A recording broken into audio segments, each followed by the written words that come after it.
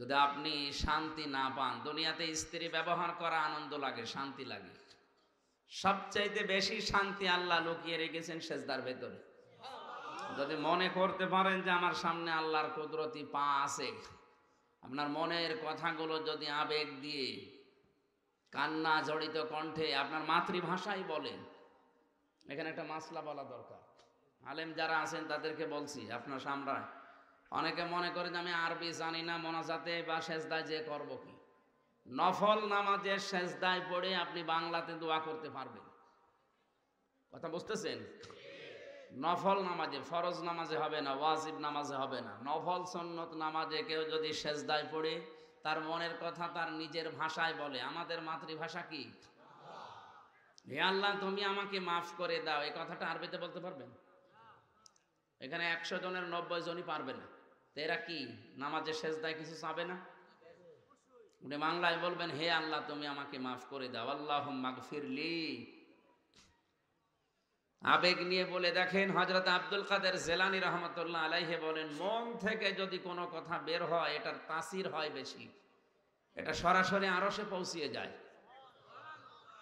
সুতরাং এটা যেহেতু নামাজ, আপনি বিশ্বাসও করেন যে এটা এখন নফল নামাজের সওয়াব হবে, সুতরাং নামাজের মতো একেবারে ওইভাবে নিস্তব্ধ হয়ে যাবে। অনেকে নামাজে দাঁড়িয়ে কয়টা ফ্যান আছে গনি, আপনি কি আবার ওই রকম নিয়তে আছেন নাকি? যেদিকে দিকে তাকিয়ে দেখবো কয়টা লাইট আছে। গোপালগঞ্জে একবার নামাজ পড়ছিলাম 19 সালের দিকে, নামাজের ভেতরে দেখে এক যুবকের মোবাইল এসেছে, নামাজের ভেতরে ধরে বলছে, হ্যালো আমি নামাজে আছি, পরে কল দেব।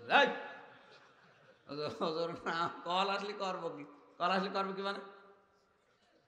তাই বলে আপনি নামাজের ভেতরে বলবেন হ্যালো আমি নামাজে আছি, পরে কল দে? এইরকম নামাজে থাকবেন নাকি? না, একেবারে নামাজে যেভাবে থাকা লাগে ওইভাবে মনে করেন আমি 1 ঘন্টা নামাজে আছি। যে আল্লাহ আমাদেরকে এই নিয়ামতটা দান করলেন, খুশি হয়ে বলেন আলহামদুলিল্লাহ। ওয়াইদ তাআযানা রাব্বুকুম লাইন শাকারতুম লাযিদান্নাকুম ওয়া লাইন কাফারতুম ইন্না আযাবি লাশাদীদ। সূরা ইব্রাহিম 13 নম্বর পারার 15 নম্বর পৃষ্ঠা 4 নম্বর লাইনের 2 নম্বর রুকুর 7 নম্বর আয়াত, এটা তাফসিরে ফি জিলালিল কোরআনে পাবেন। আল্লাহ পাক বলেন, আমি যেন নিজে ঘোষণা দিচ্ছি, এই ভালো করে শুনুন, আল্লাহ নিজে যেন মাইক হাতে নিয়ে নেমে পড়েছেন এই ময়দানে, একটি ঘোষণা, একটি এলান শোনো। মাজিনাবাসী এলান দিচ্ছে, ঘোষণা দিচ্ছে সরাসরি কে? হয়তো 2-3 দিন মাইকিং হয়েছে এলাকায় অনুষ্ঠানের জন্য, এটা সরাসরি আল্লাহ নিজে ঘোষণা দিচ্ছেন। হজের মতো এত বড় ইবাদতের ঘোষণা আল্লাহ নিজের পক্ষ থেকে দেয়নি, ইব্রাহিম নবীকে দিয়ে দিয়েছে। ওয়াআযিন ফিন-নাসি বিল হাজ্জি ইয়াতুকা রিজালাও ওয়া আলা কুল্লি দামিরিন ইয়াতিনা মিন কুল্লি ফাজ্জিন আমিক। সূরা হজের ভেতরে আল্লাহ জানিয়েছেন, আমি ইব্রাহিমকে বলেছিলাম যে ঘোষণা দাও মানুষের ভেতরে হজের। কিসের? এত বড় একটা ফরজ ইবাদত, আর কোরআন প্রচার করা লাগবে, এই কথা আল্লাহ নিজে ঘোষণা দিচ্ছেন। ওয়াইদ তাআযানা রাব্বুকুম, আল্লাহ বলেন একটা ঘোষণা শোনো। এ কথার লোড কত, ওজন কত আপনি টের পাচ্ছেন না। আল্লাহ নিজে মাইক হাতে নিয়ে নেমে পড়েছেন একটি ঘোষণা, নারায়ণগঞ্জবাসী শোনো, লাইন শাকারতুম লাযিদান্নাকুম। এই যে এটা নিয়ামত বলে আপনি স্বীকার করলেন, এই নিয়ামতের যদি শুকরিয়া আদায় করো, আমি আল্লাহ ওই নিয়ামত তোমাদের জীবনে অবশ্যই আবার বাড়িয়ে দেব। লামে তাকিদ নুনে সাকিলা লাযিদান্নাকুম, অবশ্যই বাড়াবো। ওয়ালাইন কাফারতুম, যদি কুফরি করো, না শুকরিয়া করো, মূল্য না দাও, দাম না দাও, এরকম সুযোগ আমি আল্লাহ তোমাকে আর দেব না। আর এরকম সুযোগ সবার জীবনে আমি আল্লাহ দেইও না।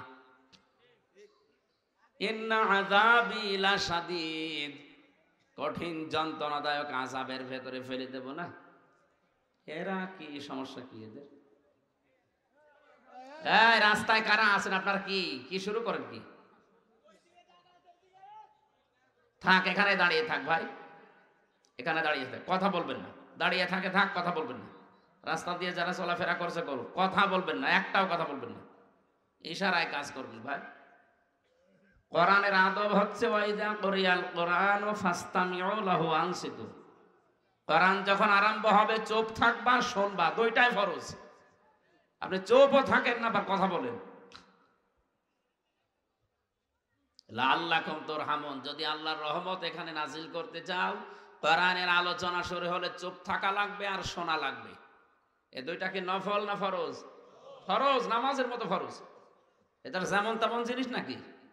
আল্লাহর মুখ দিয়ে বের হয়েছে সেই কথা আপনাদেরকে আমি অ্যাডভার্টাইজ করছি, অনেক দামি জিনিস। চুপ করে থাকবেন একদম, কথাগুলো বোঝার চেষ্টা করেন। কোরআনের কোন শব্দ বোঝার জন্য যদি কেউ চেষ্টা চালায়, নবীজি বলেন 500 রাকাত নফল নামাজের সওয়াব হয়। আপনি এখন দাঁড়িয়ে দাঁড়িয়ে পড়েন তো 500 রাকাত নামাজ, আপনার মাজা বাঁকা হয়ে যাবে। অথচ কোরআনের ইজ্জতে আল্লাহ এই সওয়াব আমাদেরকে আজকে দান করবেন ইনশাআল্লাহ।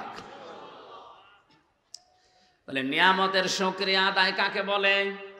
এই বাংলাদেশে অনেকে মনে করে টুটি পর্যন্ত খেয়ে একটা ঢেকর তুললাম আর আলহামদুলিল্লাহ হয়ে গেল। না, এটা একটা বাক্য।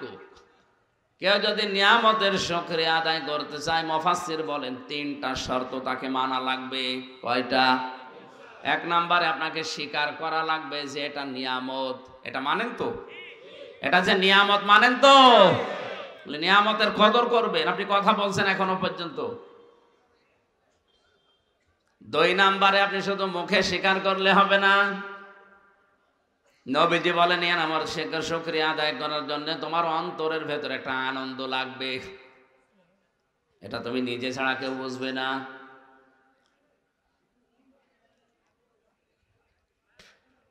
আপনার অন্তরের ভেতরে একটা অনির্বচন সুখ আপনি অনুভব করবেন।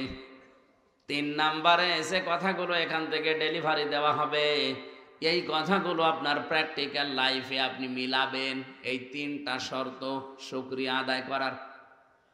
তাহলে এখন থেকে আপনি মুখে উচ্চারণ করে ফেলেছেন যে হ্যাঁ এটা আমি নিয়ামত মানি। আপনার অন্তরের ভেতরে আনন্দ আছে কিনা আমি জানি না।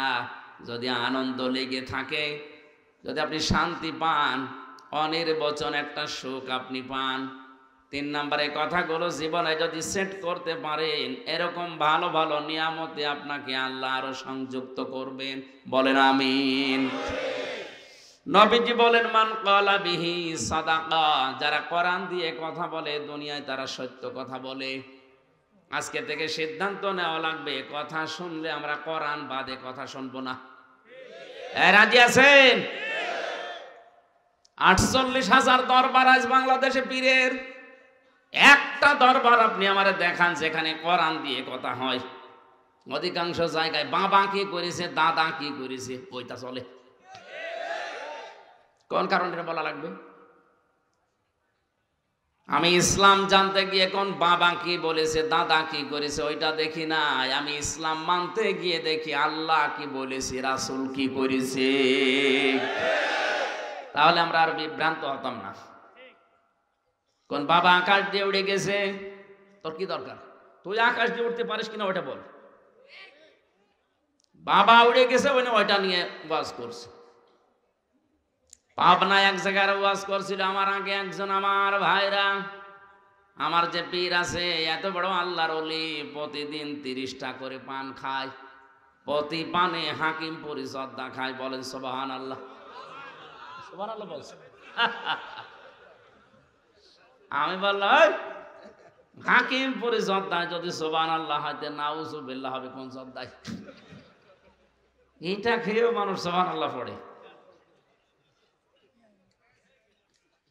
না। আমরা এভাবে চলতে চাই না।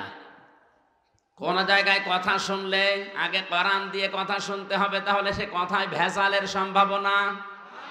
যালিকাল কিতাবু লা রাইবা ফি, এমন একটা কিতাব আল্লাহ দিয়েছেন যে কিতাবে সন্দেহ তো দূরের কথা লেশ মাত্র নেই।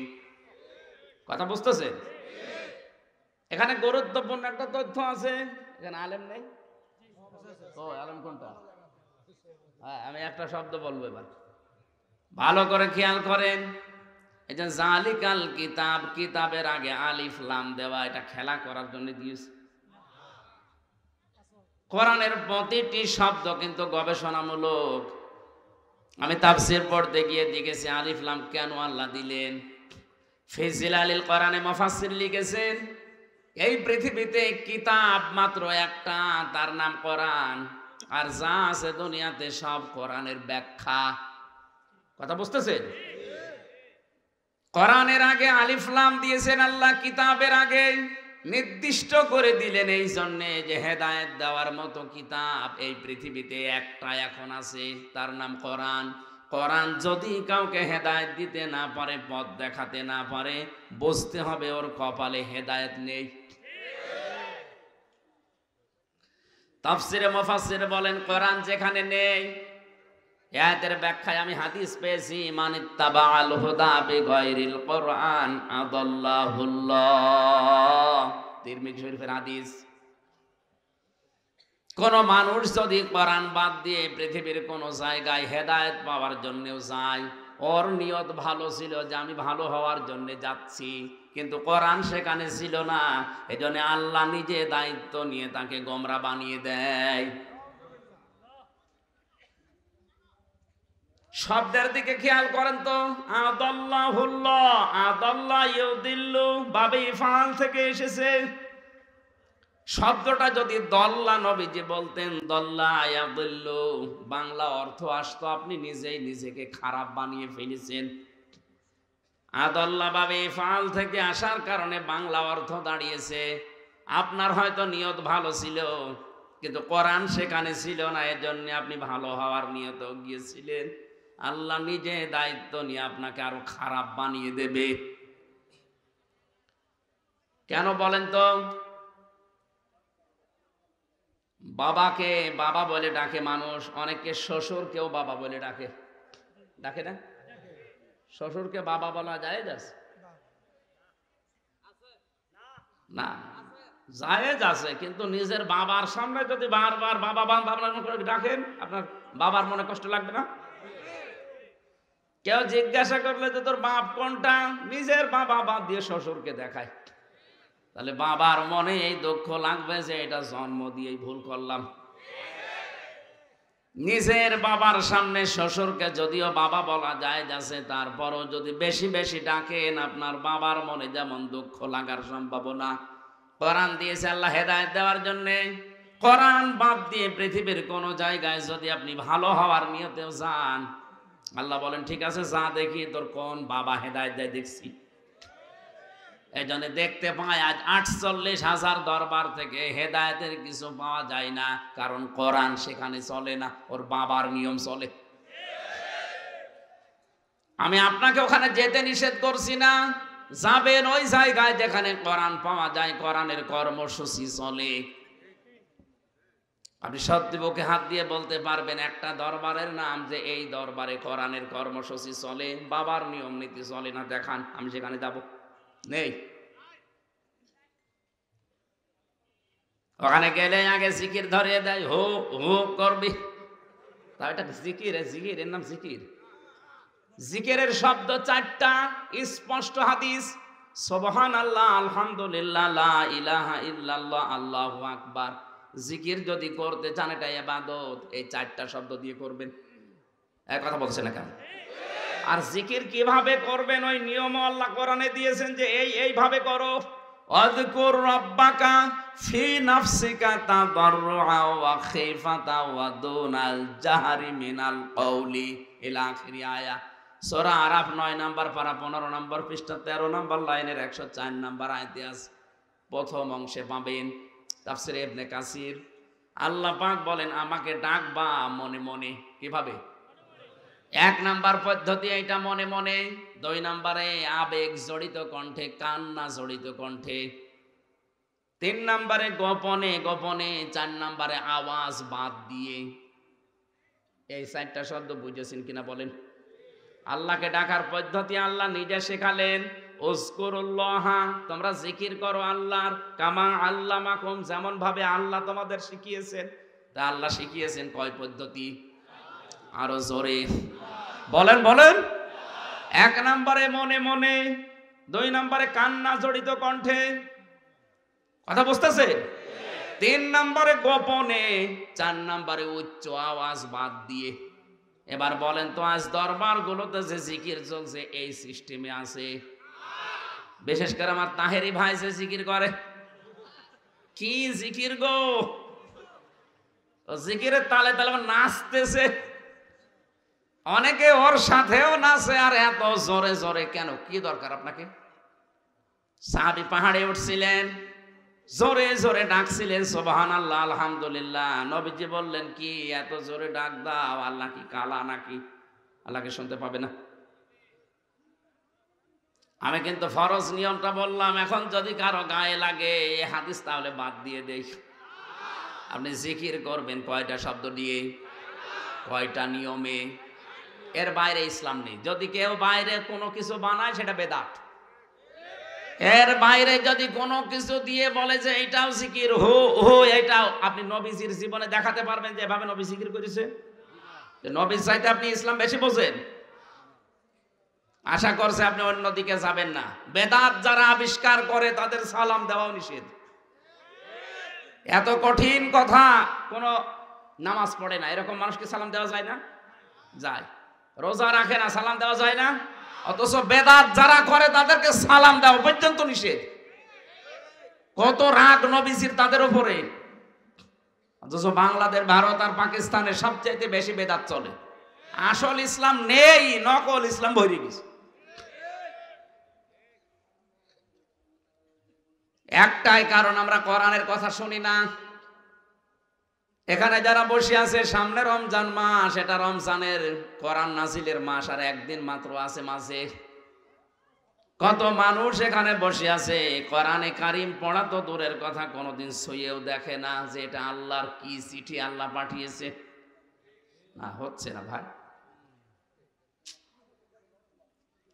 আপনাদের একটা অপশন দিলাম আজকে, রমজান মাসের 30 দিনে শুধু আরবিটা না, আমি বাংলা পর্যন্ত শেষ করব, এই সিদ্ধান্ত নিয়ে আপনি সময় বের করেন।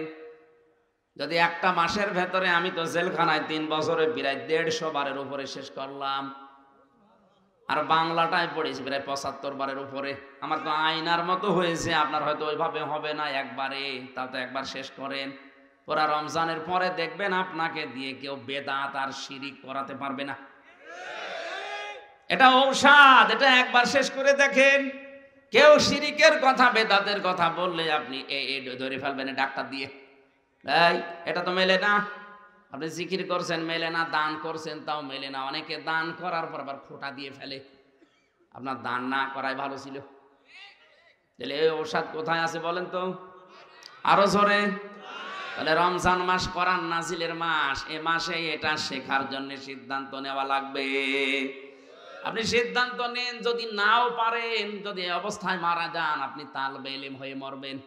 আর তালবে ইলমদের জন্য একটা সুসংবাদ, কেউ যদি তালেবে ইলম হয়ে মরতে পারে, ওর মরণের পরে কোনো হিসাব নেই। তালেবে ইলম শুধু 5 বছর 7 বছর বয়সে হয় না, এ মুরব্বী মানুষ হবে, অসুবিধা নেই। কারণ কোরআন শেখার জন্য সে যখন থেকে শুরু করবে ওই অবস্থায় তালবে ইলম। সুবহানাল্লাহ বলতে পারেন না? এটা যেন রমজান মাসে আপনারা এলাকায় মসজিদে মসজিদে আরম্ভ করেন। আমি যদি সুযোগ পাই কোনো জায়গায় হঠাৎ করে একদিন এসে খোঁজ নেব ইনশাআল্লাহ।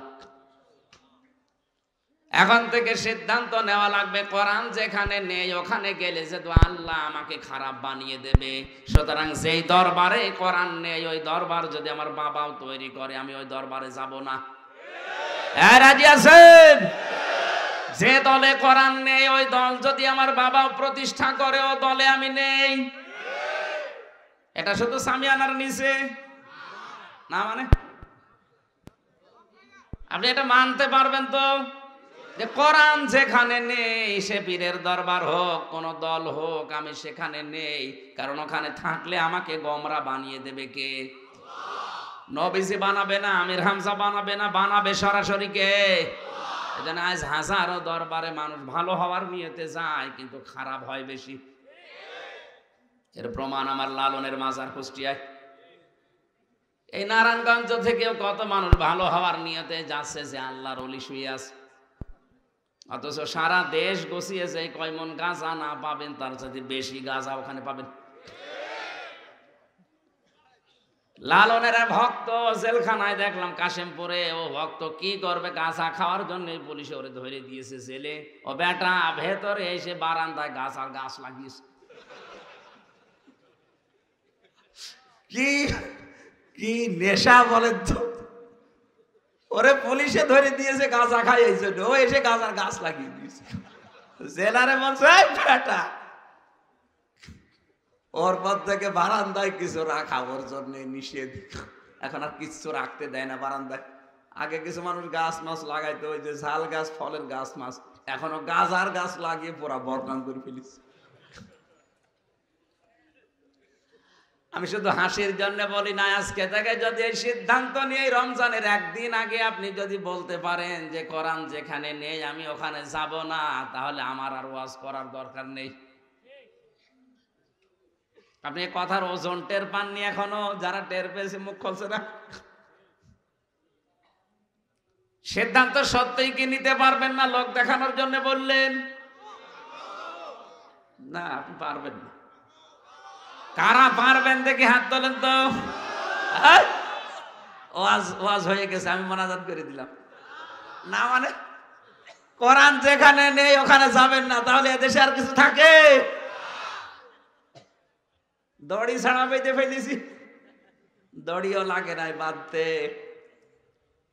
নবীজি বলেন আমান আমিলা বিহি উজরা, যারা কোরআনের আমল করবে আল্লাহ নিজে তাদেরকে পুরস্কার দান করবেন।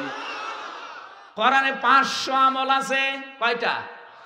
এর ভেতরে যে কালকের দিন পরে যেটা শুরু হবে এটা কোরআনের আমল। নাম কি? সিয়াম বা রোজা। ইয়া আইয়ুহাল্লাযীনা আমানু কুতিবা আলাইকুমুস সিয়াম কামা কুতিবা আলাল্লাযীনা মিন ক্বাবলিকুম লাআল্লাকুম তাত্তাকুন। সূরা বাকারার ভেতরে আল্লাহ জানিয়েছেন ঈমানের দাবি করো। আমাদের ঈমানের দাবি আছে না নেই? আমরা ঈমানদার না বেঈমান? ঈমান যদি থাকে তাদের উপরে আমি লিখে দিলাম, কতিবা দিয়েছেন আল্লাহ। অন্যান্য ফরজ ইবাদতের ক্ষেত্রে যেমন ফারাজা দেওয়া, আল্লাহ এখানে কতিবা দিয়েছেন, লিখে সই স্বাক্ষর করে দলিল করে দিলাম। এই যে জমিনটা এখানে পড়ে আছে, এটা যদি মিজান সাহেব বলে আমি মসজিদে দিয়ে দিলাম, ওনার মুখের কথার কোনো দাম আছে? উনি যদি এটা দলিল করে সই স্বাক্ষর করে মসজিদ কমিটিকে দেয়, এই জমির দাম আছে না? আল্লাহ বলেন রোজার বিধানটা আমি কিন্তু মুখে মুখে বলে দেয়নি, এটা আমি লিখে দিয়েছি। কুতিবা আলাইকুমুস সিয়াম, এটা আমি লিখে দিলাম তোমাদের উপরে রোজা। কামা কুতিবা আলাল্লাযীনা মিন ক্বাবলিকুম, যেমন তোমাদের পূর্বে এটা লিখে দিয়েছিলাম।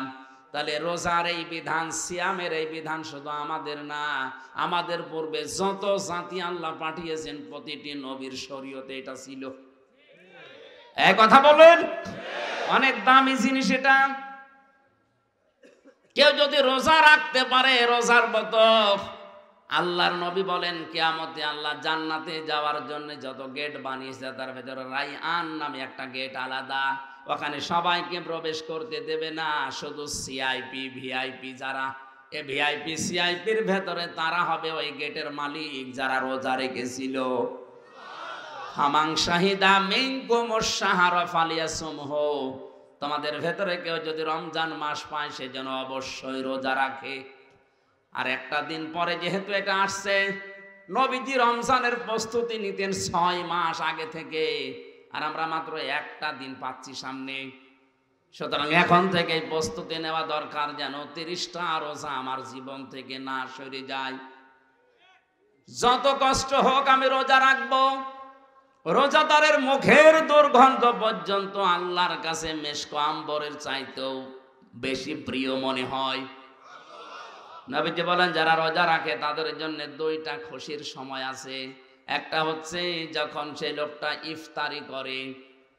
এটা রোজা রেখে ইফতারি করার ভেতর একটা আনন্দ আলাদা, রোজা না রেখে ইফতারি অনেকে করে, এর ভেতরে একটা চোর চোর ভাব আছে। অনেকে মনে করে যে রোজা রাখি না একটা ফরজ লঙ্ঘন, আবার ইফতারিও করবো না, ডবল গুনাহগার হব, খাই। আরে ভাই, ইফতারি তো আপনার জন্য না, ইফতারি ওই লোকটার জন্য আনন্দের। আল্লাহ তার ভেতরে আনন্দ রেখেছেন যে লোকটা সারাদিন হক আদায় করে রোজা রাখতে পেরেছে। ফিতরির অর্থ দুইটা, একটা ইফতারি আর একটা যখন মানুষ 30টা রোজা রাখার পরে ঈদুল ফিতরের নামাজ আদায় করে বাড়িতে আসে ঈদগাহ থেকে, নবীজি বলেন ওই লোকটাকে যেন তার মা কেবল প্রসব করেছে। পেছনের অপরাধ একেবারে আল্লাহ নিশ্চিহ্ন করে দেয়। রমদুন শব্দ থেকে, যেহেতু এটা এসেছে রমজান, রমদুন থেকে এটা জ্বালিয়ে দেওয়া, পুড়িয়ে দেওয়া, নিঃশেষ করে দেওয়া, শেষ করে ফেলা। সুতরাং রোজার মতো রোজা যদি কেউ রাখতে পারে তার জীবনের অপরাধ সব আল্লাহ শেষ করে দেয়। সিদ্ধান্ত নিয়ে যাবেন আজকে থেকে যে রোজা আমি যত কষ্ট হোক ভাঙবো না। কত মানুষ এখানে বসে আছে মনে মনে ভাবে যে আমার গ্যাস মানে রোজা রাখলে গ্যাস আরো ভালো হয়। এই পৃথিবীতে একজন মানুষের জীবনই আমি পেয়েছি যে লোকটা সারা জীবনে সবচাইতে বেশি সুস্থ জীবন কাটিয়েছে। হযরত নূহ আলাইহিস সালাম 950 বছর হায়াত পেয়েছিলেন, 950 বছরই প্রায় তিনি রোজা ছিলেন। তারা জিজ্ঞাসা করেছে শেষ বয়সে মানুষেরা আপনি দুনিয়ায় কি পেয়েছেন? বলে আমি সবচাইতে বেশি সুস্থ জীবন কাটিয়েছি, কারণ আমি সারাটা জীবনের সব সময় পিরা রোজা ছিলাম। আপনি রোজা রাখতে পারেন না, বলেন আমার গ্যাস আরো ভালো হবে রোজা রাখলে। মাসে 3টা দিন নবীজি রোজা রাখার কথা এমনি এমনি বলে নাই, সপ্তাহে 2 দিন সোমবার বৃহস্পতিবার খেলা করার জন্য না। কারণ একটা মাস মানুষ যখন একাধারে খাবার খেতেই থাকে, হজম হওয়ার জন্য শরীরের যে ক্যাপাসিটি আছে পেরে দেয় না। বিজ্ঞান আজ প্রমাণ করছে যে খাবারের নির্যাসগুলো দিয়ে এটা পিত্ত রস তৈরি হয় শরীরের ভেতরে। খাবার যেখানে থাকে ওখানে ফোঁটা ফোঁটা করে ওটা পড়ে। আল্লাহ পাক যে অপচয় করেন না, ইন্নাল মুবাদ্দিরিনা কানু ইখওয়ানা শায়াতিন, আয়াতের ব্যাখ্যায় বিজ্ঞান ভিত্তিক তাফসীর আমি পেয়েছি। মুফাসসির লিখেছেন আল্লাহ পাক যে অপচয় করেন না তার প্রমাণ এইটা, যতক্ষণ পেটে খাবার থাকে ওই রসটা ফোঁটা ফোঁটা করে পড়তে থাকে। খাবার নেই, অটোমেটিক আল্লাহ ওইটা নিজের তরফ থেকেই বন্ধ করে দেয়। যেহেতু রসটা অনেক দামি, শরীরের নির্যাস থেকে, খাবারের নির্যাস গুলো থেকে ওটা তৈরি হয়, এত দামি জিনিস নষ্ট হবে পড়ে পড়ে, এই জন্য আল্লাহ অটোমেটিক বন্ধ করে দেয়। খাবার খেতে খেতে আপনি একেবারে টুটি পর্যন্ত খেয়েছেন, এগুলো তো হজম হওয়া দরকার। এই জন্য নবীজির সুন্নাত হচ্ছে খাবারের আগে 3টা, 1 ভাগ খাবার, 1 ভাগ পানি, আর 1 ভাগ হজম করার জন্য খালি রাখা। নবীজি বলেন এরপরে যদি কিছু মিষ্টি জাতীয় খাবার খাও তাহলে হজম করার জন্য এটা সাহায্য করবে। আর আমরা একেবারে ঠোঁট পর্যন্ত খাই, খেতে খেতে আর জায়গা নেই, তারপরে হজম হবে কিসে? এই জন্য অধিকাংশ মানুষের ভুঁড়ি বড় হয় আর বুক ছোট হয়ে যায়। এ পৃথিবীর যত নবীর জীবনী পড়েছি, প্রতিটি নবীর বুক ছিল বড়, পেট ছিল ছোট। আর আমরা এমন উম্মত হয়ে দাঁড়িয়েছি আমাদের বুক নেই, শুধু পেট। এত বড় বড় ভুঁড়ি হয়, মহিলারা লজ্জা পায়, আল্লাহ ছেলে মেয়ে হয় আমাদের আর ভুঁড়ি হয় ওর। কি ভুঁড়ি, আখেরি ভুঁড়ি। কোলাকুলি করতে গেলে বুক পাওয়া যায় না। বেশি যারা খাবার খায় দেখবেন 2টা জিনিস বড় হয় তাড়াতাড়ি, একটা মোষ আর একটা ভুঁড়ি। এত বড় বড় মোষ হয়ে যায়, জেনারেল ওসমানের মতো পাকিয়ে রাখে, উকুন হয় ভেতরে, টের পায় না।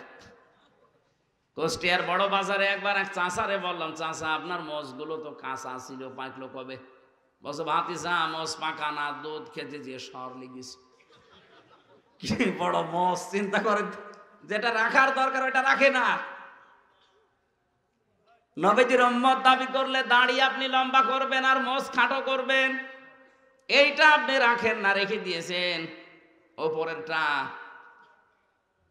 আশা করছি যারা দাড়ি রাখেন একটু রাখেন, 1 মুষ্টি পরিমাণে রাখেন, আপনার চেহারার সৌন্দর্য বৃদ্ধি হয়ে যাবে। যারা দাড়ি রাখে তাদের 2টা ক্ষতি হয়। ডাক্তার জাকের নায়েকের যে 13 খণ্ড লেকচার আছে ওর ভেতরে আমি পেয়েছি, দুইটা ক্ষতি হবে দাড়ি কাটলে, যারা প্রতিদিন চাষে এই ত্বক নষ্ট হয়ে যাবে। 2 নম্বরে যৌন শক্তি হারিয়ে যাবে। আপনি যুবক হওয়ার জন্য দাড়ি কেটে ইয়াং সাজেন, এদিকে ব্যাটারি যে লো হয়ে যাচ্ছে। আমি আর নিচে নামলাম না। এরপরেও যদি কেউ না রাখে, এ তার বিবেকের ওপরে দিলাম, যা। হ্যাঁ, রাখবেন ভাই। প্রত্যেকটি নবীর সুন্নত ছিল দাড়ি রাখবেন। আমার কথা ছিল, যেহেতু কোরআনের আমল রমজান, 2 নম্বরে রমজানের বিষয় আল্লাহ পাক বলেন, নবীজি বলেন, কিয়ামতে আল্লাহ যখন নিজে রোজাদারদের সাথে এসে সাক্ষাৎ করবেন, ওটা অন্য কেউ সাক্ষাৎ পাবে না, শুধু রোজা যারা রেখেছিল তারা আল্লাহর সাক্ষাৎ পাবে। বলেন সুবহানাল্লাহ। কোরআনের আমল যদি কেউ করে তার পুরস্কার কে দেয়? আমান হাকামা বিহি আদালা, যারা কোরআনের বিচার করে তারা ন্যায় বিচার কায়েম করতে পারে। মুসলমানেরা বাংলাদেশে কোরআনের বিচার আছে? বলুন, কোরআনের বিচার থাকলে আমি 3 বছর ভেতরে কাটালাম কোন কারণে? সিএমএম কোর্ট, জজ কোর্ট, হাইকোর্ট মিলিয়ে মামলাটা কতবার। ওনারা বলে হাইকোর্টের বিচারপতি বলে না, আমি জানি না। আপনার চেয়ারে বসে থাকা দরকার কি? হাইকোর্টের বিচারপতি যদি একথা বলতে পারে, তাও মামলাটা 20-30 বার যদি ওঠার পরে যে আমি জানি না, আমি বিচার পাবো কার কাছে? কোরআনের বিচার যদি থাকতে কথা বলতে পারতো? বলেন বলেন। হযরত ওমরের জামানায় যে প্রধান বিচারপতি ছিল, তিনিও তো বিচার করেছিলেন। হযরত ওমরের ছেলের বিচার দাও। এজন্য কোরআনের বিচার থাকলে সেখানে ন্যায় বিচার পাওয়া যায়, কোরআনের বিচার না থাকলে সেখানে অবিচার শুরু হয়। তার প্রমাণ আমরা নিজেরাই। অমাং দায়, হাদিসটা ভালো করে খেয়াল করেন। অমাং দায় ইলাইহি হাদা, যে ব্যক্তি কোরআন দিয়ে মানুষকে ডাক দেয়, আল্লাহ নিজে তাকে হেদায়েতের উপরে রাখে। আপনি যদি হেদায়েতের উপরে থাকতে চান, শুধু জুব্বা গায়ে দিলে, পাগড়ি মাথায় দিলে, তসবিহ টিপলে হেদায়েতের উপরে থাকা যায় না। হেদায়েত একটা আলাদা জিনিস। এর উপরে থাকতে হলে আপনাকে জীবন মরণ নিয়ে হলেও কোরআন দিয়ে ডাকা লাগবে। কি দিয়ে? দাআ একালিফ টান আছে। অমাং দাআ ইলাইহি হাদা, যে ব্যক্তি কোরআন দিয়ে মানুষকে ডাকবে, আল্লাহ নিজে তাকে হেদায়েতের উপরে রাখবে। হাদিসের শেষ কথা আরো মূল্যবান, ফাকাদ হুদিয়া ইলা সিরাতিম মুস্তাকিম। কেউ যদি কোরআনের ডাকে সাড়া দিতে পারে, আল্লাহ নিজে তাকে সিরাতে মুস্তাকিম নসিব করে দেবে। প্রতিদিন নামাজের ভেতরে দাঁড়িয়ে যেটা আপনি চান, ইহদিনাস সিরাতাল মুস্তাকিম, হে আল্লাহ সহজ সরল স্থায়ী পথ আমাকে দান করো। আল্লাহ পাক বলেন, কোরআনের ডাকে সাড়া দাও, তোমাকে আমি সিরাতে মুস্তাকিম দিয়ে দেব। সুতরাং আজকে আমি ডাক দেব কোরআন দিয়ে, আপনি সাড়া দিতে পারলে আমিও হেদায়েতের উপরে থাকতে পারবো, আপনাকেও আল্লাহ জান্নাতের পথ দেখিয়ে দেবে ইনশাআল্লাহ। দরুদ আর সালাম নবীজির উপরে পড়ে তেলাওয়াতকৃত আয়াত, এটা সবার মুখস্থ আছে আমি জানি, কিন্তু এর ভেতরে যে কি আছে যদি জিজ্ঞাসা করা হয়, একজনও বলতে পারবে না। আমি কাবা শরীফ তাওয়াফ করার সময় 16 সালে আয়াতটা দেখলাম পড়ছে মানুষ। রুকনে ইয়ামিনী থেকে হাজরে আসওয়াদ, এই জায়গাটা লক্ষ লক্ষ মানুষেরা পড়ছে। চা নিয়ে আসতে 45 মিনিট লাগে। নারায়ণগঞ্জে মানুষ গরিব মনে হয়, এখন চা খাওয়া যাবে মানুষ।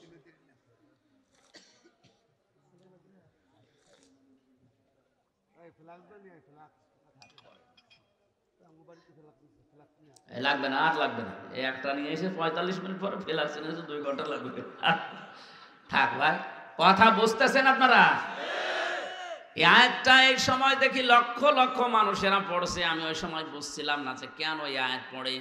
বাংলাদেশেও মানুষ এই একই আয়াত পড়ে, মোনাজাত করলেই বলে রব্বানা আতিনা ফিদ দুনিয়া হাসানা। কি আছে এর ভেতরে? বিশ্ববিদ্যালয়ে আসার পরে আমি 42টা তাফসীর এক জায়গায় মিলিয়েছিলাম, দেখি এর ভেতরে কি আছে। ব্যাখ্যাগুলো এক জায়গায় করে করে দেখো, আল্লাহ দুনিয়া আখিরাতের সব এই আয়াতের ভেতরে ঢোকানো। আমরা আজকে তাফসীর আকারে কথা বলবো এই আয়াত থেকে। আছেন তো আধা ঘন্টা মতো? হ্যাঁ ইনশাআল্লাহ। সারা রাত থাকা যাবে না, আমার আবার ফজরের নামাজ জামালপুর পড়া লাগবে। আমার ভাইরা এবার আসেন আমরা দেখি এর ভেতরে কি আছে। আল্লাহ রাব্বুল আলামিনের কাছে শুধু সারা জীবন দোয়াই করে গেলাম, রব্বানা আতিনা ফিদ দুনিয়া হাসানা, হে আল্লাহ দুনিয়ায় হাসানা দাও। আল্লাহ যদি বলে হাসানা কি, কি বলবেন আপনি? নাকি বলবেন রব্বানা আতিনা ফিদ দুনিয়া হাসিনা? আল্লাহ পাক বলেন যা হাসিনা তোরে দিয়েই দিলাম। হাসিনা মানে সুন্দরী আর হাসানা মানে কল্যাণ। হাসানা শব্দের ৯৯টা অর্থ আছে। হাসানা মানে কল্যাণ, স্বস্তি, শান্তি, নিরাপত্তা, সুখ, এরকম কতগুলো অর্থ তাফসিরে আছে। আমি সবগুলো একটা একটা করে মিলাবো ইনশাআল্লাহ। কিন্তু দোয়া আপনাকে বসা লাগবে। মোনাজাত সারা জীবনই করছেন, রব্বি হাবলি মিনাস সালিহিন। এক ইমাম সাহেব এই দোয়া করতো, মুসল্লি বলছে হুজুর সারা জীবন একই দোয়া করেন, এই দোয়ার মানে কি? ইমাম সাহেব বলছে আমি জানি না। জানেন না মানে? সারা জীবন দোয়া করে রব্বি হাবলি মিনাস সালিহিন, আর দোয়ার মানে জানেন না? আপনার দোয়া মানে বলা লাগবে, আমি জানি না। এক আলেমের কাছে গিয়ে বলে হুজুর বলেন তো আমাদের ইমাম সাহেব এই দোয়া পড়ে, এই দোয়ার মানে কি? ইমাম সাহেব এই দোয়া পড়ে তো দোয়া না, শুধু কোরআনের আয়াত। এর অর্থ হচ্ছে আল্লাহ তুমি আমাকে একটা নেককার সন্তান দাও। ও মুসল্লি মনে করছে যে হুজুরের মনে হয় ছেলে মেয়ে হয় না। যে বলছে হুজুর ছেলে মেয়ে কয়টা? 11টা। 11টা ছেলে মেয়ে, এরপরে দোয়া করেন, আপনার লজ্জা আছে কেন? আপনি তো দোয়ার মানে জানেন না। আমি আজকে জেনে আসলাম ও দোয়ার মানে আল্লাহ তুমি আমাকে একটা নেককার সন্তান দাও। আপনার তো 11টা ছেলে মেয়ে আছে, এরপরও একই দোয়া পড়েন, আপনি কি দেশ ভরে ফেলাবেন? ইমাম সাহেব বলছে বাবাজি এ দোয়ার মানে এই, আমি যদি আগে জানতাম তো 10 বছর আগে দোয়া বাদ দিতাম। আমি তো জানি না, আমি পড়িয়েই যাই, আল্লাহ দিয়েই যায়। আপনি সেই ছোটবেলা থেকে রব্বানা আতিনা ফিদ দুনিয়া হাসানা পড়ছেন, আসলে কি জানেন এর ভেতরে কি আছে? আমি ছোট্ট এই জীবনে আয়াতটা নিয়ে গবেষণা করে চিন্তা ভাবনা করে 16টা জিনিস পেয়েছি। কেউ যদি বলে আল্লাহ দুনিয়ায় হাসানা দাও, আল্লাহ বলেন দুনিয়ার হাসানা 10টা। কয়টা? দুনিয়ার কল্যাণ যদি কেউ পেতে চান এই 10টা জিনিস তাকে পাওয়া লাগবে। অফিল আখিরাতি হাসানা, আখিরাতের হাসানা দাও বলেন 5টা। ওই 5টা যদি কেউ পায় সে আখিরাতের হাসানা পাবে। ওয়াকিনা আযাবান নার, জাহান্নাম থেকে আমাদেরকে বাঁচাও। আল্লাহ পাক বলেন জাহান্নাম থেকে বাঁচার উপায় একটা। কয়টা? এখানে 10, এখানে 5, আরো 1, কত হয়? এই 16টা জিনিস আয়াতে আছে। আসেন আমরা তাফসীর আকারে প্রবেশ করি। জবান খুলে কোরআনের আয়াত একবার পড়েন। আউযু বিল্লাহি মিনাশ শাইতানির রাজীম। বিসমিল্লাহির রহমানির রহিম।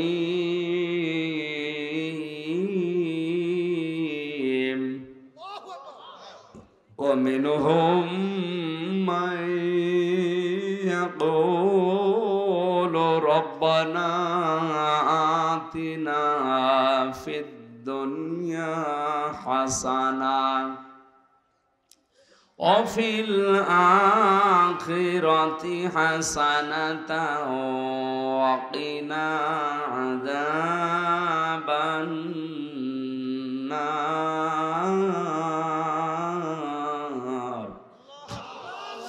সূরা বাকারা কোন সূরা? 286টা আয়াত আছে, 40টা রুকু আছে। আমরা মাত্র একটা আয়াত পড়েছি, আয়াতের সংখ্যা 201। আপনি ভাবেন তো এই একটা আয়াতের ভেতরে যদি আমার মতো ছোট মানুষের দৃষ্টিতে এত কথা ধরা পড়ে, পুরা কোরআন শরীফের 6666 আয়াতে কত কথা আছে আপনার মাথায় ধরবে না। এই জন্য আল্লাহ জানিয়েছেন কোরআনে, কুল্লাউ কানাল বাহরু মিদাদাল লিকালিমাতি রব্বি লানাফিদাল বাহরু ক্বাবলা আন তানফাদা কালিমাতু রব্বি ওয়ালাউ জিনা বিমিসলিহি মাদাদা। হে নবী আপনি বলেন তামাম দুনিয়ার সব পানি যদি কালি হয়ে যায়, যত গাছ আছে সব যদি কলম হয়ে যায়, দুনিয়ার জিন আর মানুষেরা যদি তোমার রবের এই কথার ব্যাখ্যা লেখা শুরু করে, তাম দুনিয়ার পানি একদিন শুকিয়ে যাবে, কোরআনের ব্যাখ্যা লিখে কোনোদিন শেষ হবে না। এই জন্য কোরআনে কারিমের তাফসির শুনতে হলে এরকম মন নিয়ে শুনতে হয়, দিলের কান লাগিয়ে থাকবেন। অমিন হোম, তাদের ভেতরে অনেক মানুষ এমন আছে মাইয়াকুলু, যারা বলে, বুঝতেছেন? দুনিয়ার ভেতরে অনেক মানুষ এমন আছে, আল্লাহ বলেন তারা বলে, ইয়াকুলু এটা মুজারি, বর্তমান ভবিষ্যৎ, প্রেজেন্ট ফিউচার, এখন বলছে ভবিষ্যতেও বলবে, এরকম কিছু মানুষ আছে। কি বলবে? রব্বানা আতিনা ফিদ দুনিয়া হাসানা, হে আল্লাহ তুমি আমাদেরকে দুনিয়ায় হাসানা দাও, কল্যাণ দাও। আল্লাহ পাক বলেন দাঁড়া, তোর এই মোনাজাত কবুল হবে কিনা তুই নিজের জীবনে মিলা। যদি 10টা জিনিস তুই দুনিয়াতে পাস, তাহলে বুঝবি তুই দুনিয়ার হাসানা পেয়েছিস। নারায়ণগঞ্জবাসী এবার নিজেদের সাথে আপনি মিলাবেন, ছোটবেলা থেকেই তো এই মোনাজাত করছেন, দেখেন তো আপনি পেয়েছেন কিনা। 1 নম্বরে দুনিয়ার হাসানা, কোরআনে কারিম পাওয়া। কি পাওয়া? এখন যদি বলেন কোরআন তো পেয়েছি, কোরআন আমার ঘরেই আছে, না। সূরা বাকারা 1ম নাম্বার পারা 18 নম্বর পৃষ্ঠা 4 নম্বর লাইনের 121 নম্বর আয়াতে, এই আয়াতের দলিল দেওয়া আছে, আল্লাযীনা আতাইনাহুমুল কিতাবা ইয়াতলুনাহু হাক্কা তিলাওয়াতি। খুব ভালো করে শুনবেন। আল্লাহ পাক বলেন আমি যাদেরকে কিতাব দিয়েছি, কোরআন দিয়েছি, তারা এর হক আদায় করে তেলাওয়াত করে। হক আদায় করে পড়ার অর্থ 4টা। কয়টা? আরো জোরে।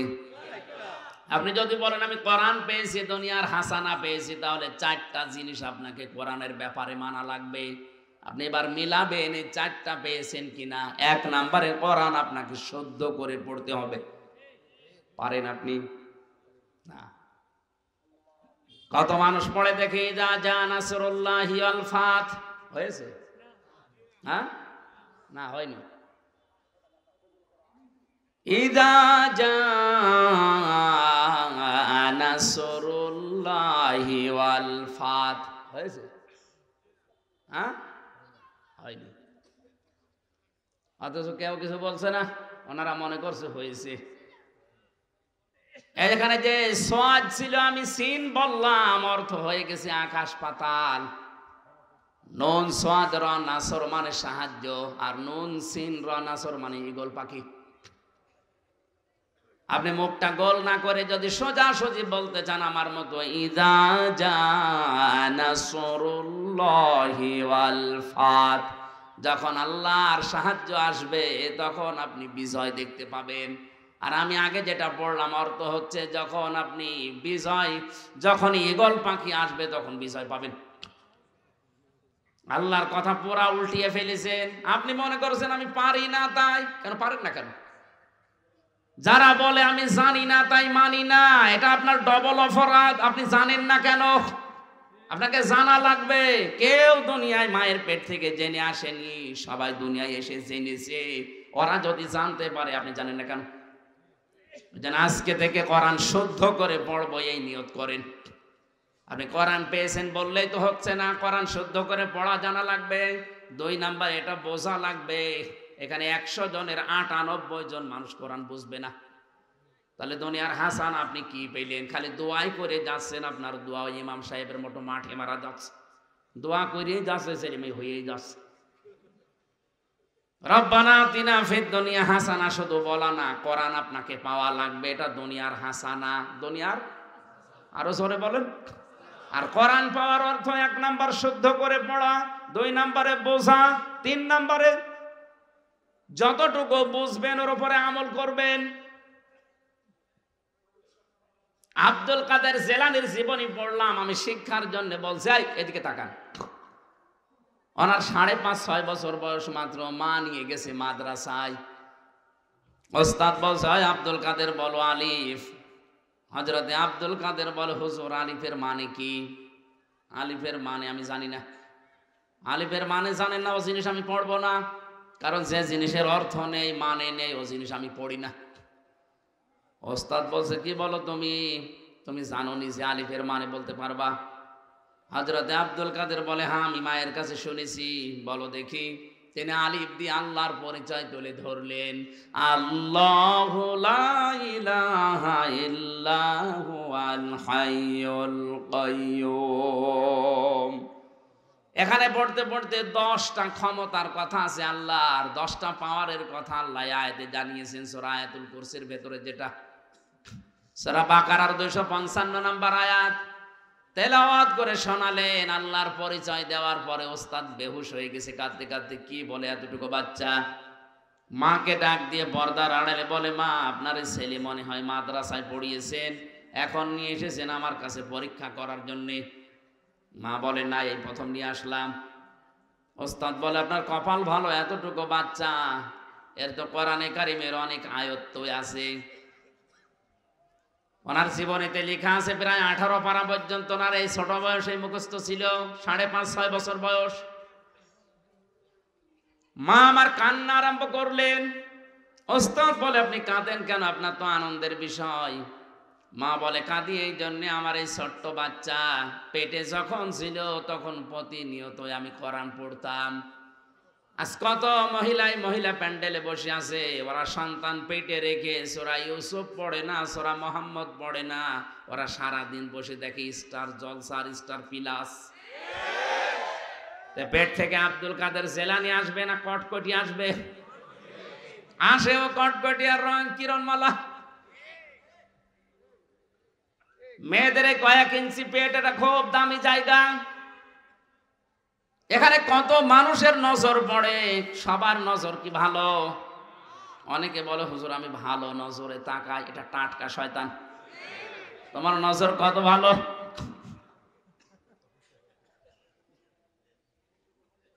নিজের বউ সুন্দর, মেয়ে সুন্দর, অনেকে দিশা পায় না করবে কি, আরো সুন্দর করে সাজিয়ে রাস্তায় নিয়ে মোটরসাইকেলে ঘোরায়, মানুষকে দেখায় যে জিনিস আমার আছে। তো জিনিস আমি করবো কি? জিনিস আছে তোর নিজের জন্যে। আর ওইটা রাস্তা দিয়ে মোটরসাইকেলে করে নিয়ে যায়, এই যুব সংঘের যুবকরা দেখে আর বলে আল্লাহ মাল গেল। বলবে তো, আপনার বউকে দেখে মেয়েকে দেখে কেউ যদি বলে মাল গেল, ওই মালের পেটে আর ভালো মাল আল্লাহ দেবে না। শেষে আপনার বাচ্চা হবে ঠিক, কিন্তু হবে ডিপজল। খাইছে তোরে, আশা করছে আপনার পেটটা আপনি সংরক্ষণ করেন।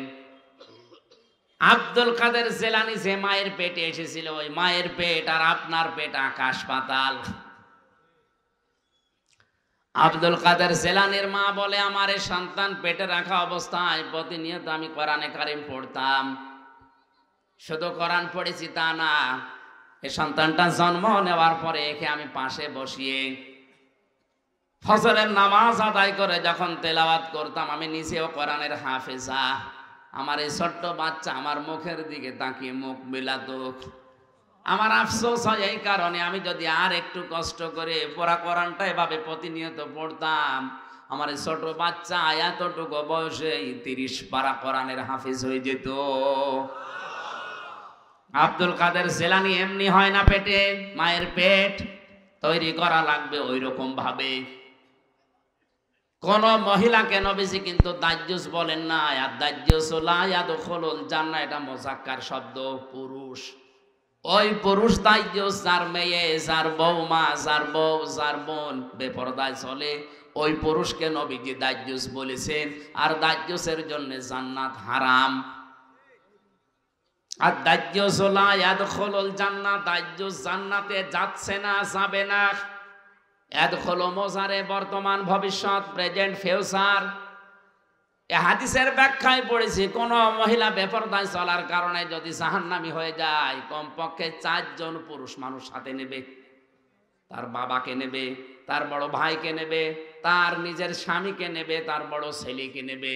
ও বাংলার মুসলমানেরা, এই জন্যই তো পর্দা পর্দা পর্দার কথা বারবার বলা হয়। ওরা যদি জাহান্নামে চলে যায়, তাহলে হয়তো আপনি কারো বাবা, কারো স্বামী, কারো বড় ছেলে, নাই কারো বড় ভাই, আপনি বাঁচতে পারবেন? বলেন। কোরআনের উপরে আমল বাড়াতে হবে আমাদের। শুধু আমল বাড়ালেই হবে না, আমলটা মানুষের কাছে পৌঁছিয়ে তাকে মানার মতো ব্যবস্থা করে দেওয়া লাগবে। আজ কোরআনের আমল বাংলাদেশে করা সহজ না কঠিন? আগুন হাতে রাখার মতো কঠিন। এখন কোরআনের আমল করা খুব কঠিন হয়ে দাঁড়িয়েছে। যে চারটা অর্থ বললাম, শুদ্ধ করে পড়া, বোঝা, আমল করা, আর মানুষকে আমল করানোর জন্য পরিবেশ তৈরি করে দেওয়া। আপনি বলেন তো এই চারটা কাজ বাংলাদেশে আমরা পারছি? তাহলে দুনিয়ার হাসানা আমরা পাইনি, খালি মোনাজাতি শেষ। 2 নম্বরে দুনিয়ার হাসানা হচ্ছে কেউ যদি কোরআনের হেদায়েত পায়। এই যে নরসিংদীর গিরিশচন্দ্র সেন বেটা হিন্দু, ও কোরআন পেয়েছে, কোরআন পড়েছে, বুঝেছে, লিখেছে, কিন্তু কোরআনের হেদায়েত পায়নি। এই জন্য মারা যাওয়ার পরে জানাজাও হয়নি, কবরেও দেয়নি, পুড়িয়ে ফেলেছে। আপনিও কোরআন পড়বেন, বুঝবেন, লিখবেন, কিন্তু কোরআন থেকে হেদায়েত নেবেন না। আপনাকে আল্লাহ জান্নাতে দেবেন, ওই হিন্দুর মতো আপনারও পুড়িয়ে ফেলবে জাহান্নামের আগুন দিয়ে। 3 নম্বরে কোরআন পাওয়ার অর্থ, হাসানা পাওয়ার অর্থ হচ্ছে পরিশ্রম করতে পারা। আপনি যদি পরিশ্রম করতে পারেন, বুঝবেন আপনি দুনিয়ার হাসানা পেয়েছেন। আজ অধিকাংশ মানুষ খালি বসে বসে খাওয়ার ধান্দা। আপনি বলেন তো, আমি পীর বিরোধী না, 48,000 পীরের কোন কাজ আছে বলেন? শুধু দরবারে বসে বসে হু হু করে আর হাদিয়া পাচ্ছে। দুনিয়ায় কোন নবী বসে খেয়েছে আপনি তাদের জীবনী দেখান। হযরতে আদম নবী চাষ করে খেত, দাউদ নবী কামার ছিল, লোহা পিটে সোজা করত, আমাদের নবী মুহাম্মদুর রাসূলুল্লাহ ব্যবসা করত। এই কথা বলছেন না কেন? এই জন্যই তো আল কাসিবু হাবিবুল্লাহ, যারা কাজ করে খায় এরা আল্লাহর বন্ধু। এই রমজানে সিদ্ধান্ত নেবেন আপনার কর্মের দ্বারা অন্তত 10টা এলাকার মানুষ যেন, এলাকায় 10টা মানুষ হলেও যেন তারা কর্মসংস্থান খুঁজে পায়। কুনতুম খায়রা উম্মাতিন উখরিজাত লিন-নাস, তোমরা শ্রেষ্ঠ জাতি, তোমাদেরকে মানুষের কল্যাণের জন্য আল্লাহ বের করেছে। আপনার দ্বারা যদি মানুষের কল্যাণই না হয়, উপকার না হয়, তে আপনি আর কুকুর সমান।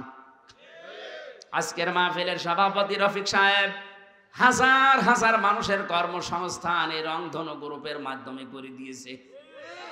প্রধানমন্ত্রী শেখ হাসিনার জীবনে কিছু কবুল হবে কিনা আমি জানি না, তবে একটা কথা আমার খুব ভালো লাগে, এই যে একটি খামার, একটি বাড়ি, এই প্রকল্পটার মাধ্যমে লক্ষ লক্ষ মানুষেরা মাথা গোজার ঠাঁই পেয়েছে আর একটা কর্মসংস্থান পেয়েছে। এক কথা বলছেন না কেন?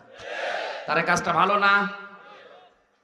দারিদ্র মুক্ত করার জন্য চেষ্টা চালিয়ে যাচ্ছে। হ্যাঁ, দুর্নীতি হয়েছে এই প্রকল্পে, হয়তো রডের জায়গায় কিছু বাঁশ দেওয়া আছে, তো কাজ তো হয়েছে। যারা করেছে দোষ তাদের, ওনার দোষ, উনি তো ঠিকই বাজেট দিয়ে দিয়েছে। যারা এই কাজের দায়িত্বে ছিল তারা হয়তো কিয়ামতে জবাব দিয়ে পার পাবে না, কিন্তু উনি তো প্রকল্প চালু করে দিয়েছে যে একটা মাথা গোজার ঠাঁই হবে আর একটা কর্মসংস্থান তৈরি হবে, কর্মজীবন তৈরি হয়ে যাবে। মানুষ যেন হাত না পাতে মানুষের কাছে, কারণ এই হাতটা আল্লাহর কাছে খুব নিকৃষ্ট, এই হাতটা আল্লাহর কাছে দামি। সুবহানাল্লাহ বলতে পারেন না? সভাপতি সাহেবের দ্বারা শত মানুষের কর্মসংস্থান তৈরি হয়েছে। এই মানুষগুলো ডাকাতি, চুরি, ছিনতাই, চাঁদাবাজি, মাস্তানি করে বেড়াতো। এদের নিজেদের কর্মসংস্থানের মাধ্যমে হাজারো মানুষ তাদের পরিবারস্থ লোকদের 2 বেলা 2 মুঠো খাবার দিতে পারছে। আল্লাহর আরো সেই মানুষটার উপরে খুশি যেই মানুষটার দ্বারা মানুষের উপকার হয়। জোরে বলেন সুবহানাল্লাহ। এজন্য পরিশ্রম করবেন, পরিশ্রম করতে পারা এটা দুনিয়ায় হাসানা। 4 নম্বরে নিরাপত্তা পাওয়া দুনিয়ায় হাসানা। আজ আমরা নিরাপত্তা পাই না। কত মেয়ে কলেজে বিশ্ববিদ্যালয়ে যায়, মা যায় না, মাঝে বসে দোয়া করছে, আল্লাহ মেয়ে আসবে একা না জামাই নিয়ে। কথা বলছে নাকি? চা খেলতে মানুষ তাকিয়ে থাকে, সমস্যা তো ওই জায়গায়। এই জন্য তো আগে খেয়ে মনে করলাম উঠবো, আসতে যদি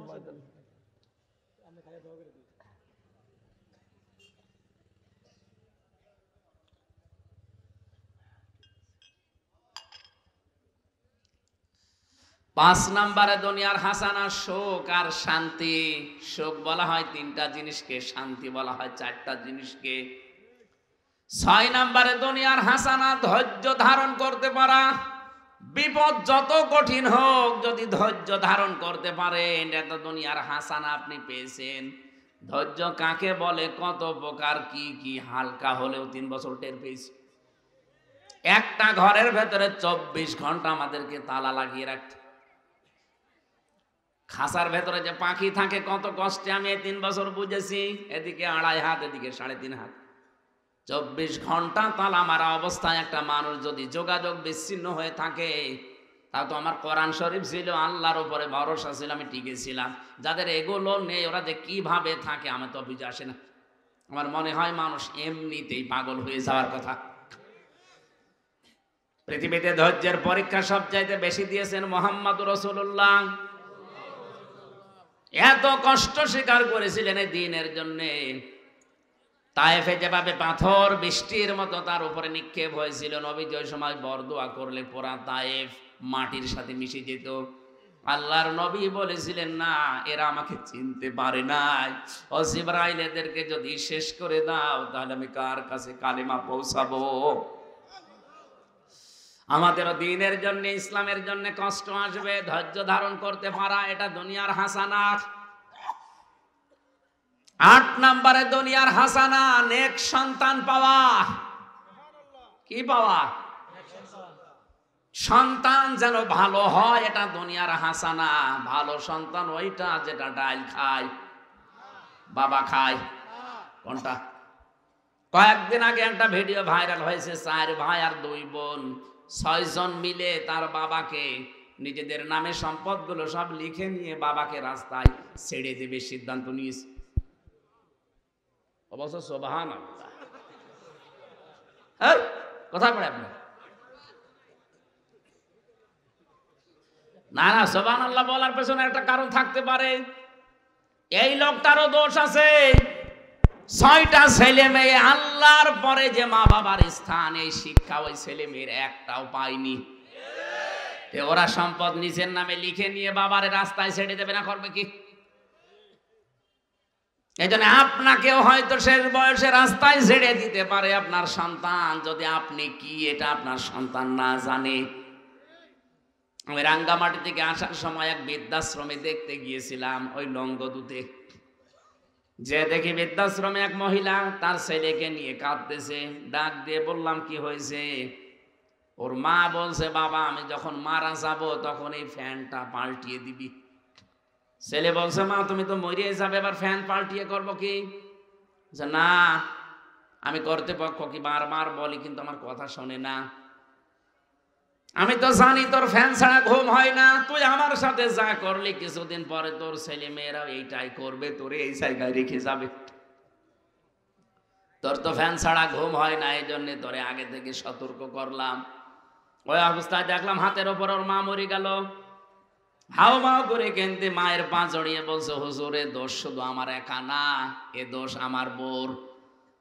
আমার বউ প্রতিদিন আমারে ফসলায়, এই বুড়ি যদি বাড়ি থাকে তোমার ভাত আমি খাবো না।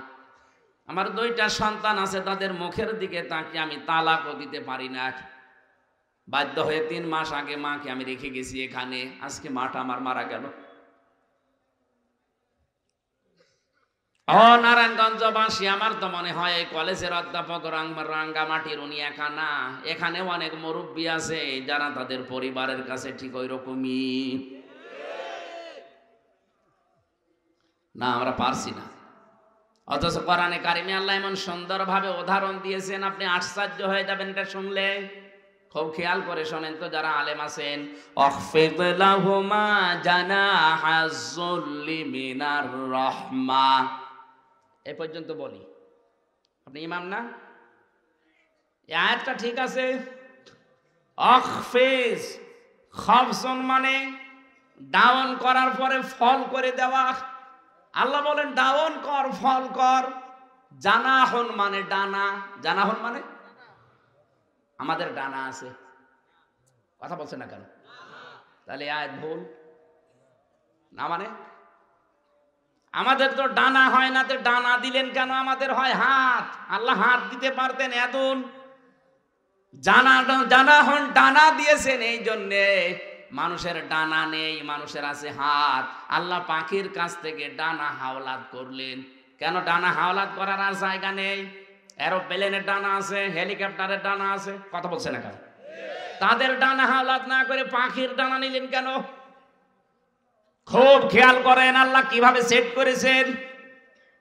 পাখির ডানা নিয়েছেন এই কারণে, কারণ এরোপ্লেনের ডানা, হেলিকপ্টারের ডানা, এটা ডাউন হয় কিন্তু ফল হয় না, ফল হলে উড়বে না। আর ওটা শক্ত, ওর ভেতরে কোনো মোলায়েম জিনিস নেই। কিন্তু পাখির ডানার ভেতরে এই যে পর আছে, পালক আছে, এটা এত সফট, এত কোমল, এত নরম। একটার সাথে যখন একটা মিশে যায়, বাচ্চাগুলো যখন ওর নিচে আশ্রয় নেয়, তখন একটা অনির্বচন সুখ অনুভব করে। এই কারণেই কিচির মিচির আওয়াজ দেয়। বাচ্চাগুলো তখন মনে মনে ভাবে, আমার এই মায়ের ডানার নিচে যতক্ষণ আছি, দুনিয়ার কেউ আমাদের কিছু করতে পারবে না। আল্লাহ পাক বলেন, জানা হাজুল মিনার রহমা, তোর নম্রতার ডানা, এ ডানার যে ছায়া, এইটা তোর মা বাবার উপরে বিছিয়ে দে। পাখির বাচ্চারা যেমন মনে করে কোনো চিন্তা নেই, মা বাবা যেন মনে করে আমার মিজান থাকতে আমার কোনো চিন্তা নেই। এটা কি মনে করতে পারে? না, পারছে না। আজ হাজারো বউর কারণে এটা পারে না। আর এই বউকে ফসলায় ওর মা আর ওর বোন, ওখান থেকে বারবার শুধু বুদ্ধি দেয়, আলাদা হও, আলাদা হও, আরামে খেতে পারবা। আপনি মানুষ, এর পেছনে যে 25 বছর শ্রম দিলে ওর মা বাবা, আর তুমি 2 দিন এসে বারবার ফসলাও। একটা বারের জন্য চিন্তা করো না, এই লোকটাকে এই পর্যন্ত আনতে ওর পেছনে শ্রম দিয়েছে কোন ফেরেশতা? কে দিয়েছে? ওর মা বাবা। আর তাকে এখন আলাদা করে রাখো। নেককার স্ত্রী ওইটা, ভালো করে শোনেন, নেককার স্ত্রী ওইটা, স্বামী যেটা পছন্দ করে স্ত্রী ওইটা পছন্দ করবে যদি জায়েজ হয়। আমি সহ যত স্বামী বসে আছে এখানে, প্রত্যেকটা স্বামী পছন্দ করে বিয়ের পরে আমার মা বাবা যেন আমার সাথে থাকে। এটা পছন্দ করেন কারা কারা? দেখি হাত তোলেন তো। ভিডিও কই? ওই দিকে মারো, ওই মহিলা প্যান্ডেলে যারা বসে আছে ওদের দেখাও। প্রত্যেকটা স্বামী চাই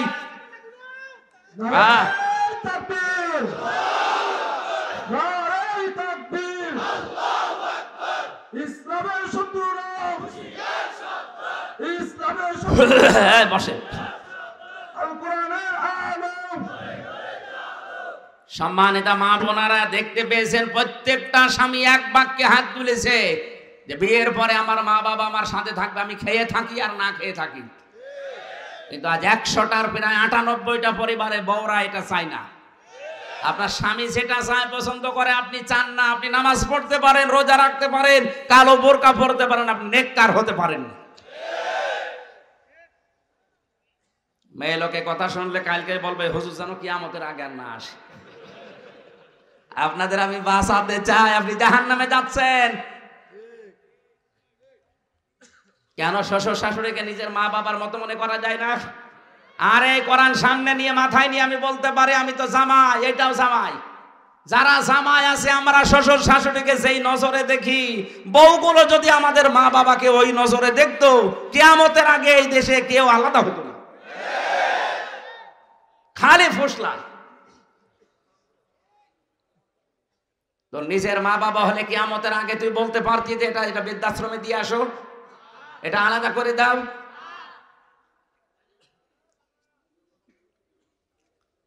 আল্লাহ এত সুন্দর করে উদাহরণ দিলেন। পুরা কোরআন শরীফ আমি সবচাইতে বেশি উদাহরণ পেয়েছি মা আর বাবার জন্য। এত ব্যাখ্যা আল্লাহ নিজে দিয়েছেন, কারণ আল্লাহ জানে যে আমার পরে সবচাইতে বেশি এই হামজার পেছনে শ্রম দিয়েছে ওর মা আর বাবা। এত কষ্ট করা লাগে, মানুষ সর্বোচ্চ কষ্ট সহ্য করতে পারে 45 ইউনিট। কত? 45 ইউনিটের বেশি কষ্ট দিলে মানুষ মারা যাবে। অথচ একটা সন্তানকে দুনিয়ার মুখ দেখাতে মা কষ্ট সহ্য করে 57 ইউনিট। বিজ্ঞান আশ্চর্য হয়ে গেছে, মানুষ বাঁচে কি করে? 45 ইউনিট কোথায়, 57 ইউনিট একটা মানুষের মুখ দেখতে দুনিয়ায় কষ্ট করা লাগে মায়ের। আর তাকে আপনি বৃদ্ধাশ্রমে দিয়ে আসেন, ওরকম 14টা বউ তালাক দেওয়া দরকার। পরিবারগুলো আজ জাহান্নাম হয়ে গেছে। ভারতের এই সিরিয়ালগুলো দেখে আর নিজের সাথে মিলায়। এই রমজান আসতেছে, আজকে সিদ্ধান্ত নেন ভারতের কোন সিরিয়াল আমরা দেখব না। রাজি আছেন? আপনারা না, আপনারা দেখেন না আমি জানি, আপনারা দেখবেন কখন? দেখে তো ওরা সারাদিন বসে বসে আমি কটকটি হব, আমি কিরণমালা হব, এই করে। কলকাতার মমতা ব্যানার্জি আক্ষেপ করে বলেছে ভারতের এই স্টার জলসা, স্টার প্লাস, জি বাংলা, জি প্লাসে শুধু কি করে ঘর ভাঙা লাগে আর কোটনামো করা লাগে, স্বামীর মনে দুঃখ, এছাড়া কিচ্ছু নেই। সে একটা হিন্দু মহিলা হলে বুঝতে পারলো, আর আপনারা এখনো বোঝেননি। ভারতের এই 57টা না কয়টা চ্যানেল আছে, সবগুলো তালাক দেবে আজকে।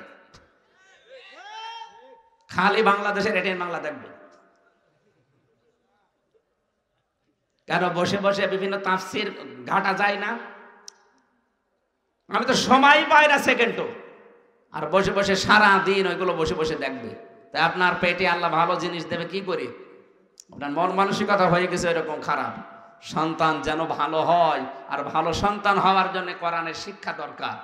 9 নম্বরে স্ত্রী যেন ভালো হয়। ভালো স্ত্রী ওইটা যেটা স্বামীর মনে দুঃখ দিয়েছে। এ দুনিয়ায় ফেরাউনের মতো এত বড় ভয়ঙ্কর স্বামী কারো ছিল? ও টাটকা জানোয়ার ছিল। এরপরও হযরতে আসিয়া কোনোদিন স্বামীর নামে বদদুয়া দেননি। তার হাতের ভেতরে, পায়ের ভেতরে ব্রেক লাগিয়েছে তার স্বামী। ফেরেশতা এসেছে জান্নাত নিয়ে।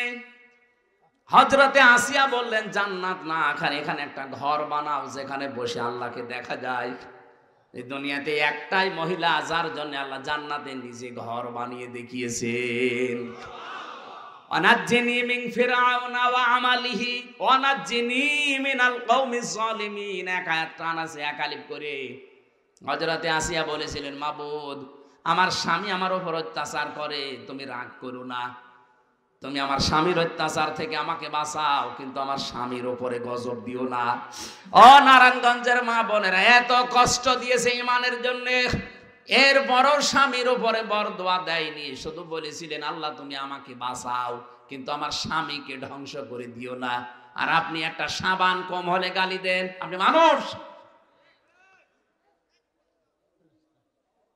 জাহান্নামে নবীজি মেরাজের রাত্রে দেখেছিলেন মেয়েদের বেশি একটা কারণে, একটাই কারণ ছিল, ওরা স্বামীর নাফরমানি করে। সারা জীবন একটা স্বামী মাথার ঘাম পায়ে ফেলে স্ত্রীকে খুশি রাখার জন্য, সুখ শান্তি দেওয়ার জন্য চেষ্টা করে।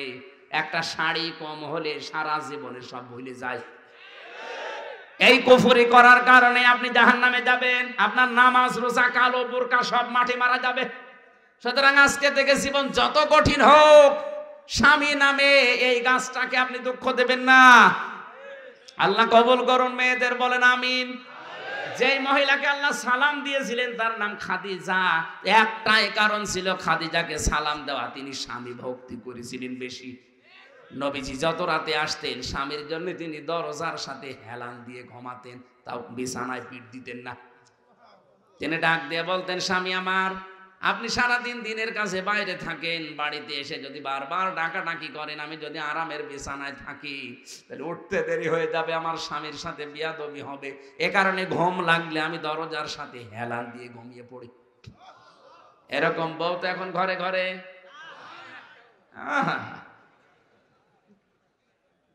হ্যাঁ, ওরা রাত জেগে থাকে, কিন্তু আপনার জন্য না, সিরিয়ালের জন্য।